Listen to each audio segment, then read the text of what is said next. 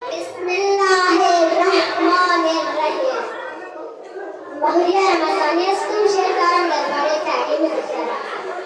ای شور و شوقم را کتابم را نگیر از من، گرفتی شور و شوقم را کتابم را نگیر از من. دروغشش میکنم فردا کتابم را نگیر از من، دروغشش میکنم فردا کتابم را نگیر از من. تو با دستورت یک سرزمین را تیره‌تر کردی، تو با دستورت یک سرزمین را تیره‌تر کردی.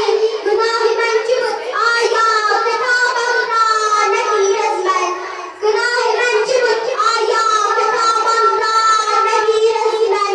من به جز درس و کتابت چیکاری میکنم آیا، من به جز درس و کتابت چیکاری میکنم آیا کتابم را نگیر از من. چه جرمی داشتم آقا کتابم را نگیر از من. تفاوت جهان از علم و دانش کره محتاب را طی کرد. تفاوت را ببین بابا جهان را بر ما تاریک کرد. نمیخواهم که فردا یک زنی بی دست و پا باشم، نمیخواهم که فردا یک زنی بی دست و پا باشم. گرفتی هر چیزم را کتابم را نگیر از من. امید ما به جز تعلیم و دانش نیست تا فردا، امید ما به جز تعلیم و دانش نیست تا فردا. برای صبح فرداها کتابم را نگیر از من، برای صبح فرداها کتابم را نگیر از من. بسم الله الرحمن الرحیم.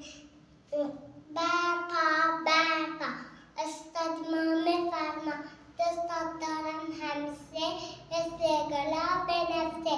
به نفسه ها بسته شد، استاد ما خسته شد. چی قلم چی قرقس استاد ما زمکش، چی هوا چی زمین سرگردای نازنین.